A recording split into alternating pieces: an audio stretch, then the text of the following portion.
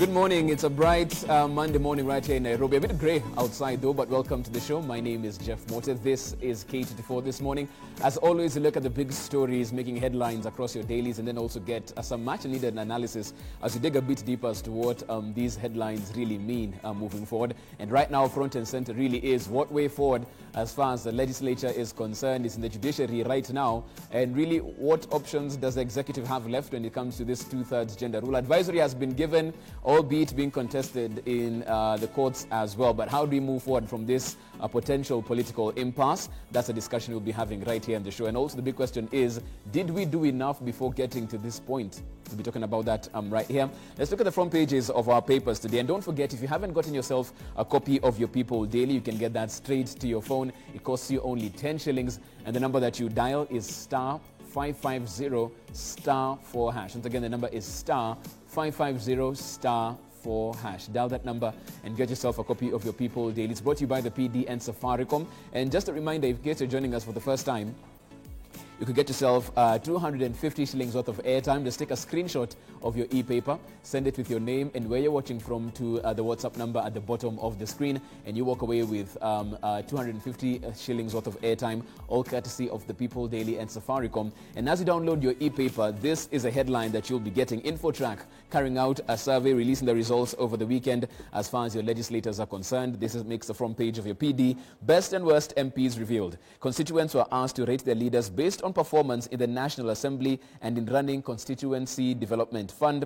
As you can see right there, top women reps from top to bottom, we have Boya Rosa Kinyi leading the pack, Gladys Lwanga coming in second, or Obo Reda coming in third, Leshoma Maison coming in fourth, Momo Rose Museo coming in fifth, and we also have the bottom women reps right there, top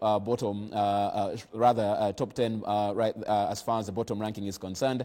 Wamushoma Gadhoni surprisingly coming in first on that particular ranking, Wanyama Janet Nganga, Momanyi Jerusha Mongina, Liza Chelule Chepkorir, and Rehema Hassan right there.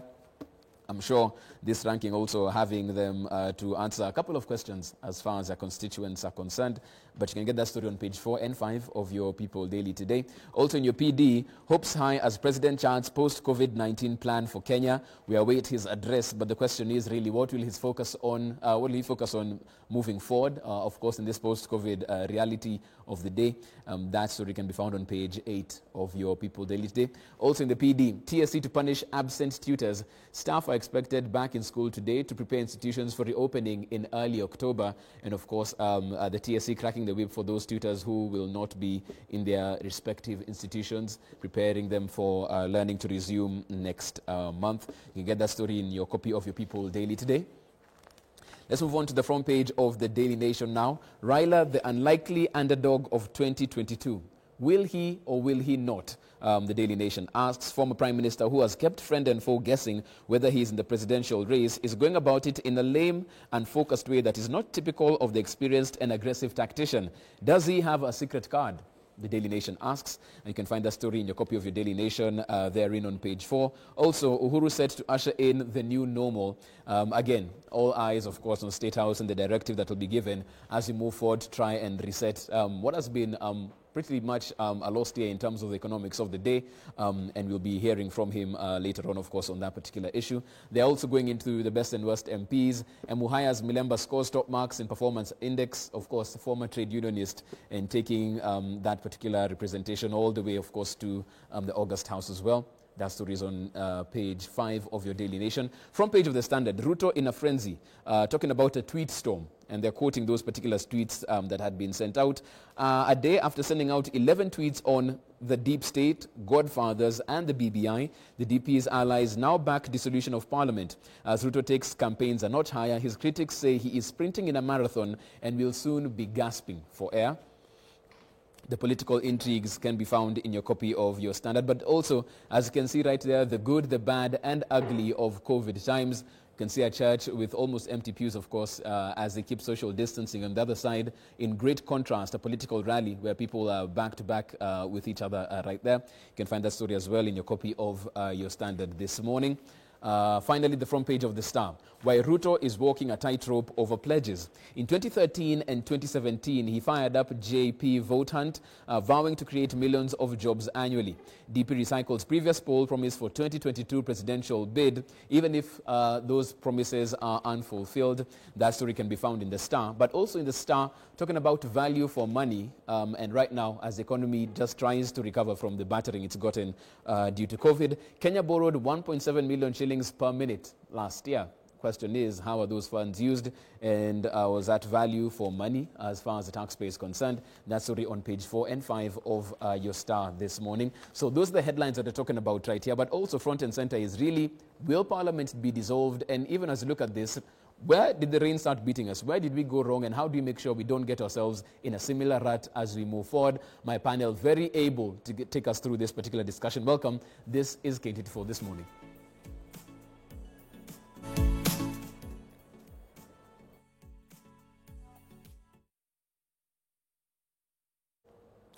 In studio, as I get to my panel, of course, joined in studio by former Speaker, Nairobi County Assembly, Madam Beatrice Salachi. Good morning.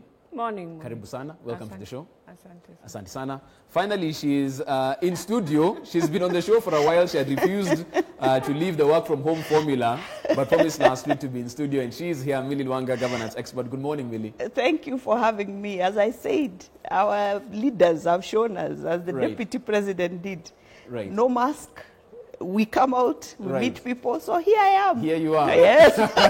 Karibu sana, thank you for making time to be on the show today. Also, we have, she calls herself an active citizen, and clearly you'll see that she does exactly that. True to her name, Jero Sei. Karibu sana, welcome to the show. It's been a brief hiatus. Now you're back, even if virtually. Karibu sana to the show. Good morning, Jero.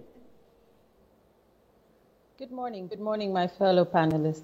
Karibu sana, and welcome to the show. Of course, right now we're talking about it front and center. We're calling it the gender agenda. What really happened here, and where did we go wrong? And more importantly, even if we dissolve Parliament, how do we right that as we get back? Now, let's set the stage on this one, because we saw even on the floor of the House, it was accusations upon accusations and people pointing fingers as to really why we haven't achieved this 2/3 gender rule. And even as many of the male parliamentarians said, the problem is that as we lacked quorum, even the female MPs were never in the House. They were busy traveling when this very crucial document came before the House. That's what has been seen so far. But they also have a thing or two to say concerning this particular issue. And let's just hear from a certain group of parliamentarians who said that they tried everything they could to try and remedy this situation. And probably the solution could be the dissolution of Parliament.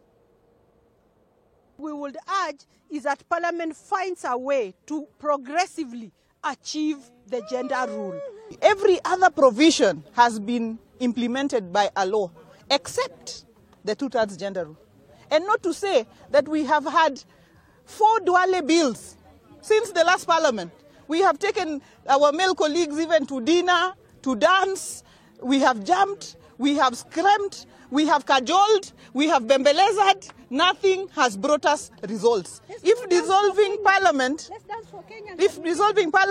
is going to bring us the result, then so be it. Following the advice by the Chief Justice, the President of the Republic of Kenya is duty-bound to dissolve Parliament. The argument that there is no time for the dissolution is inimical to the express expectations of the people of Kenya that the President, as a delegate, will comply with the Constitution of Kenya. We're increasingly finding a president who is between a rock and a very hard place as far as this is concerned, and also the political dynamics and realities of the day. We'll discuss this issue in detail as we get to it. Let me start from studio right now, because first of all, when the advisory was given, it was up to lawyers and linguists to try and decipher really what shall means and in what context is being used as far as the law is concerned. But as it stands right now, you can see what's going on in Parliament, Millie. You can see what's going on in the corridors of justice. Do you think the solution is to have this Parliament scrapped, to dissolve it, go back to the drawing board, start again, hit the reset button? I think that we can't underscore the fact that this journey towards gender equality has been ongoing for years, decades actually, to speak. And I think it took a lot of maneuvering and a lot of planning. I don't want to say scheming, because that is what people think it was, but it was a lot of planning to ensure that this provision was actually put in the Constitution, and that the requirement is that we need to have a law in place. Even if Parliament was properly constituted, Senate almost has it, for example. I think they lack just 1.3 to be able to have the gender quota met. Even if that was in place, we still need to have a law. Remember, in 2007, in the former Rift Valley province, we had more women elected as councillors than men.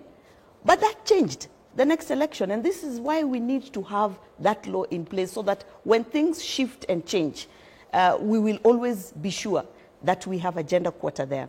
Now, whether we are going to realize it now or not with the things in play, the unfortunate thing is that when it comes to gender issues, the politics of the day normally give it a second-hand place. And I say this because currently I'm not sure that Tanga Tanga and Kieleweke would want to go and meet people on the field right now. If we sent parliamentarians home, then there's no guarantee that it is the Kieleweke people who will come back, or it is the Tanga Tanga people who will come back. And that is an issue of concern, because people are looking at the big picture ahead and the succession of the presidency in place. That is one thing that cannot be ignored. Secondly, I think it is no secret that the Speaker of the National Assembly has got the ear of the President. I think he has been a true supporter of the President on the executive agenda. And he's been very clear in his stand that he does not think that they have failed. I think he looks at the other things that Parliament has put in place, the other laws that they have tried to implement to ensure that there'll be realization of Article 100, that is putting in place measures that will make it a little bit more easier for both genders to participate in electoral processes. But he doesn't seem to focus on the fact that what the Constitution is stating is that there needs to be a law that ensures that there will be a two-thirds gender principle. Whether the other laws are in place or not is secondary, but there needs to be a law. But of course, and he's a lawyer, a seasoned lawyer, and together with the Attorney General, if they advise the President otherwise, I'm sure the President may drag his feet and wait to dissolve this Parliament, maybe just around the time it actually should be dissolved. Yes. Jero, let me have you in on this one as well. I'm sure you've seen the sentiments on social media when you talk to, the ordinary Monenchi, and when you talk about the gender issue, and they're like, this really doesn't concern me. It's more bread and butter issues. I've lost my job. I've closed my business. I can't feed my family. Whether it's two-thirds or not, however it's been constituted has never served me right now. Can they tell me how I get my job back? What's your assessment to that particular section of society that really just wants economics first? This whole two-thirds gender thing is a storm in a teacup. We don't need to talk about it right now. Thanks. Thanks, Jeff. Now, when it comes to that, I'd like to say, for example, all of those who've lost their livelihoods during the COVID pandemic and the fallout socioeconomically, 50% are women.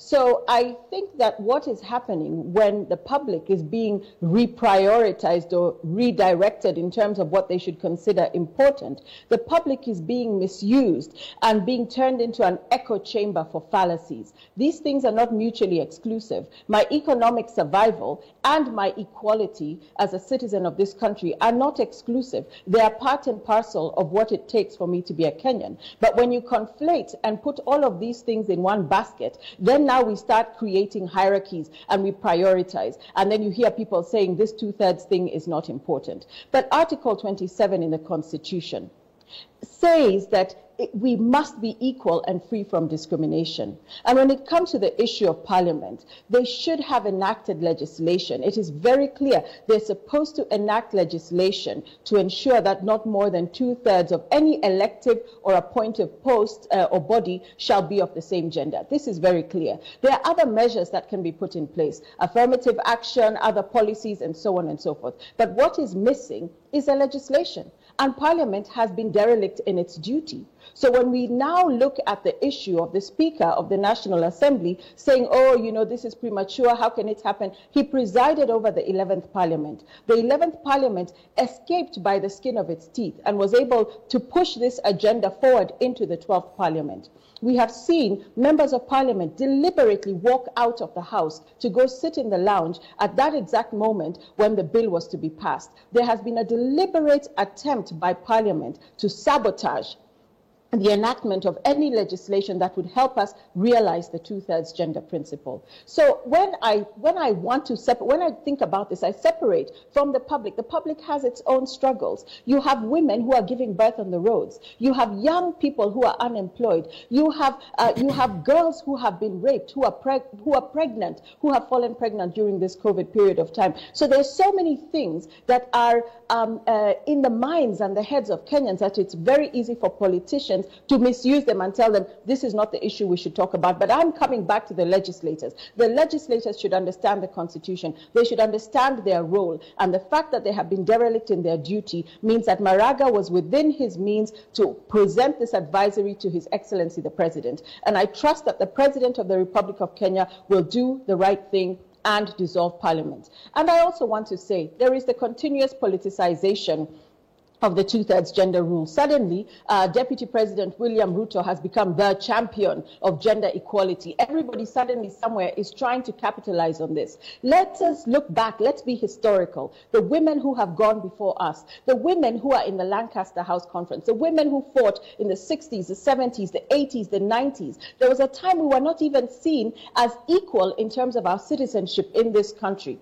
We have come a long way. We have stood on the backs of women and men who have fought for our equality. And if we are historical that way, if we understand that equality must and should be the cornerstone of our existence as the people of the Republic of Kenya, then we will be able to distill between the political sideshows and the reality that women make 50% of this country and we have a right to be represented. And we will move away from the fallacy that people do not elect women to power. As Millie said, if you had more councillors in the Rift Valley in 2007, are you saying suddenly people will say they're never going to vote for women? Women can be voted into office. We have seen it happen. We just need the legislation in place. We need political parties to behave themselves and cooperate in a manner that not more than two-thirds of any gender is present in their nomination list. So we can address this. The people of Kenya are good people, and the people of Kenya want to support and promote equality for all people.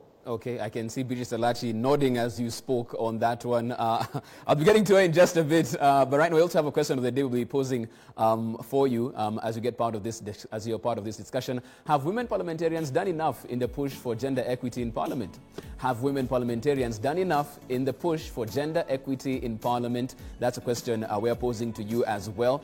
You heard what Gladys Lwanga said there, from whining and dining to dancing to negotiating. They tried everything. But from your assessment, do you think women parliamentarians have done enough in the push for gender equity in Parliament? The WhatsApp numbers at the bottom of the screen. We love your feedback on this. Send us your thoughts and comments on that particular issue as we discuss it right here. Let me come to Madam Alachi, because even as we look at this, the Speaker of the National Assembly, Justin Muturi, said that even as the CJ gives his advisory, should he start from home first? His own courts haven't this particular two-thirds gender application on it. So why is he pointing to other institutions instead of leading from the front, making sure his judiciary is in order, then advising the president to do the same? Well, I'll tell my speaker, who is really my very good friend, that indeed the courts have achieved the two-thirds gender rule. They are even beyond that. And he needs to just check and analyze the data before he claims that Maraga has not achieved. He's achieved. Right. The courts are doing very well in terms of women. It depends on how you look, what courts. I think when you start from the Supreme Court itself, they have. And maybe the only problem they'll have is maybe one, because now we find Philomena being hit so hard. The challenge I've always seen in the Supreme Court is that whenever we are just about to get a new Chief Justice and there's a woman closer to that seat, she will go through hell. It started with Nancy, and now Philomena is in that bucket, and we don't know where it's headed. So that's something we need to ask ourselves. Why? But now when you come to the magistrates and when you come to the other courts, they have achieved their 2/3. And therefore what we need to be saying, and I hope what Speaker would be talking about, it's not about if Maraga has achieved or not achieved. He should be talking to himself and saying, in 10 years, and I have seen this bill come through more than 4 or 5 times, and beyond that, I have seen the history of women fighting for 2/3, starting from the time when we had Beth Mugo bringing in the bill, Mama Thiboasio. You can imagine the years. And when we were coming to the constitution of making in Bomas, everyone was talking about the achievement of 1/3 for women at that time. And there was a lot of lobbying, and women had their own way of lobbying and ensuring. At that time, we believed the district seats will bring in the 2/3, and every woman will go to vie for this seat. Then we came, and yes, in 2005, we lost it after we went through the banana and orange. But then coming to 2010, I believe at that time, the team was very clear that we must get the formula. And Parliament was given that duty to bring in the formula. So if the principle is in the Constitution, you cannot run away and say as Parliament, you can't bring us the formula which already had been given by different women organizations. They lobbied, they even gave in the formula and said, this is the best way of doing it. Yet nobody in Parliament would want to.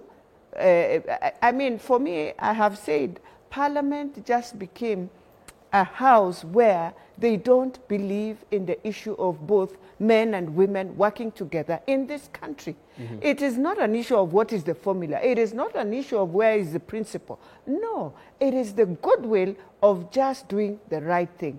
And therefore, we cannot come. When we were in Senate and the time Duale was bringing the first 2 bills that we had and just flopped, you can't say women had gone. The numbers were still very less. So whether the women were there, we needed the men to support it. And therefore, men cannot use the excuse of saying women had gone to I don't know how they say it. Yes, women had gone to the UN to, again, look at the gains they have made. And one of the most unfortunate messages they were taking to the UN is that the men in Kenya, in the whole of East Africa, while every country has been able, even South Sudan, Kenya, that is so proud to tell East Africa, we are the ones holding the economy, we are the ones who run the economy of East Africa, but cannot be able to achieve, to just bring both genders on board to work together and develop this country. That's the most simple way of just bringing what Speaker is trying to tell us, that the men in this country don't believe in women, and therefore women must fight. And then they will say the women must compete. Women have not refused competing. They have competed. And I will tell you, if you find where there is a strong woman and the men feel now this strong woman is just about to get, they come and negotiate. And if you don't listen to them, they will gang up all of them together to ensure you are out of that seat. So it is not that women cannot compete. It is that the political parties and this country has decided we have regions where individuals hold those political parties very strongly, and therefore you have to go through that party. And therefore, if any party leader would wish for you to get a seat in Central, it is a matter of ensuring you get the nomination paper of the party that is strong, and you will make it. In Nyanza, the same. The Prime Minister gives you a ticket, you will make it. And we have seen, we have Honorable Eva Obara, we have Honorable Lillian, Daktari, and Mili. It's because the party stands and ensures they get. They fight for it, and they are strong, and they are given. And when they are given, they know indeed to the end, they will win those seats. Right. And the same with our president. If he wanted more women, he would just give them in Central. And we have seen the women who have won on the constituency seats. It's because the party supports. In Rift Valley, the same. So we can't. And I agree that it is unfair for my deputy president to decide now to support the gender rule when I know deep in his heart He doesn't believe in women. I'm sorry to say that today. Why do you say that? I say that because if he believed in women today in Bomet, we would be having a deputy governor, or even after Laboso's death, he would have given a woman if he really respected women. And we were waiting to see that. And because we lost that, and yet he knows Joyce fought for that seat, was able to get the seat. And how do you come now and say now you're supporting gender? How? When I know Lina Chebi, when I know many other women, if they wanted to have that seat, he would have supported them when they were coming out to get this seat, Sally Kosgei and others. So it is not that women cannot compete. It is how the political parties decide within their process. Look at the one for Jubilee, just recently. So you come with a woman, she stands beside you and you say, because we have agreed, which is okay, we have agreed as a party that we are not going to field any candidate in Msambweni, for example. Not for example, it was Msambweni. And you finish discussing, and the next day again, you stand with a man. I mean, you send a right signal that as much as you were just standing with this woman, it's because you were playing the politics of those parties. Yeah, I have gotten the one who was supposed to be, I don't know, in ODM, and now, but in your heart, you are with this man.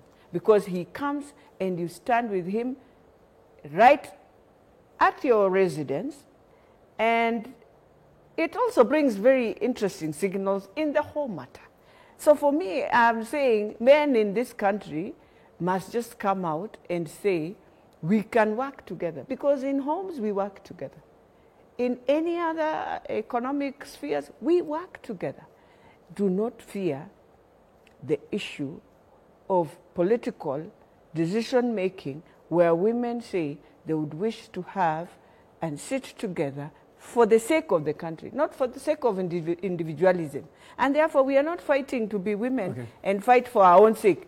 I think women are doing very well when they get into parliament, and they indeed, when you go to their constituencies, you appreciate the work they're doing. And let's take a short break at that particular point in time. Now, even as we do that, there's some feedback coming in, of course, as we ask this particular question. They had been put on the back foot explaining where they were during the times this was debated on the floor of the House. Have women parliamentarians done enough in the push for gender equity in Parliament? That's the question we are asking. You can send us your thoughts, your comments on the WhatsApp number there. Good morning, Jeff. Salimia waheshimiwa sana. According to me, law is law, and hakuna sheria superior than the other. So Parliament is supposed to be dissolved and let our leaders stop hypocrites like there. Ati hakuna pesa, kuna corona, but the same leaders wanataka referendum. Kwani pesa referendum itatoka wapi hapo hakuna ya by-election? Okay. Women haven't done enough in Parliament. That is why they push this bill through noise, not through what the poor citizens can touch and feel. Let women copy what men use, not awaiting things on an empty plate. That's David Ngare from Rongo. Maraga is within his means, according to the Constitution of Land, to dissolve the 12th Parliament. The legislature is less reactant to matters relating to gender equality. That's Alfred from Kericho.